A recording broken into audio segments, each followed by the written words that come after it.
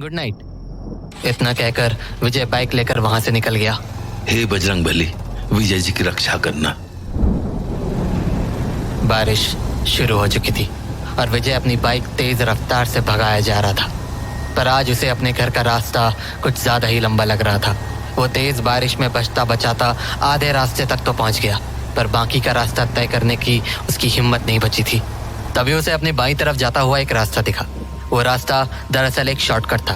विजय उस शॉर्टकट के बारे में जानता तो था, पर वो कभी भी उस रास्ते से अपने घर नहीं गया था, क्योंकि वो रास्ता बेहद खराब था और तो और हर तरफ हमेशा एक अजीब सी खामोशी छाई रहती थी।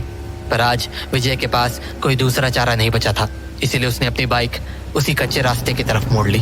तेज बारिश के कारण आज वो रास्ता और भी खराब हो चुका था, पर विजय फिर भी धीरे धीरे उस रास्ते को पार किए जा रहा था।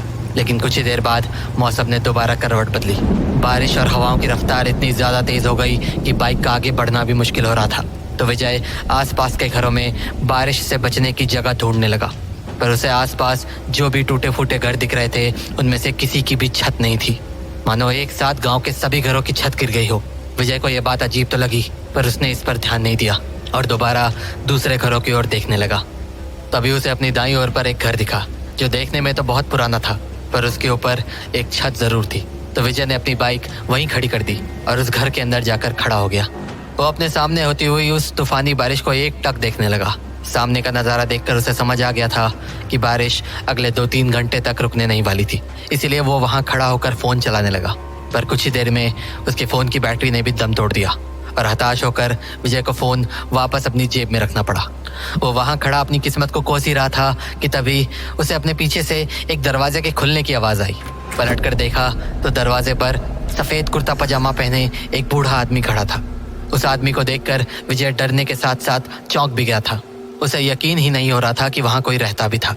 तभी वो बूढ़ा आदमी बोला, बेटा अंदर आ जाओ, बारिश बहुत तेज हो रही है, भीग जाओगे। उस बूढ़े आदमी को उस टूटे फूटे मकान में देखकर विजय की धड़कनें तेज सी हो गई थी, पर फिर भी उसने अपने आप को संभाला और कहा, नहीं अंकल, मैं ठीक हूँ। विजय जवाब देकर वापस आगे की ओर मुड़ गया, पर तभी वो बूढ़ा आदमी दोबारा बोला, बेटा बारिश बहुत ज्यादा है, आ जाओ ना अंदर। नहीं अंकल, आई एम फाइन, मैं ठीक हूँ यहाँ। आप प्लीज फिक्र मत करो। एक बार कहा ना भीग जाओगे, समझ नहीं आता क्या तुम्हें? चलो आओ अंदर। अरे पर अंकल, बोला ना अंदर आओ, चलो। बेचारा विजय समझ ही नहीं पा रहा था कि वो बूढ़ा आदमी उसे इस तरह से क्यों डांट रहा था। पर फिर जब उसने बारिश को देखा तो सोचा, बारिश के रुकने में वैसे भी बहुत वक्त है, तो क्यों ना अंदर जाकर ही आराम से बैठा जाए। तो उसने मुस्कुराकर बोला, ठीक है अंकल, मैं चलता हूँ अंदर। तो विजय उस आदमी के पीछे पीछे अंदर के कमरे में चला गया, पर वो बूढ़ा आदमी अब भी गुस्से में था। वो पलटकर विजय को दोबारा से डांटने लगा।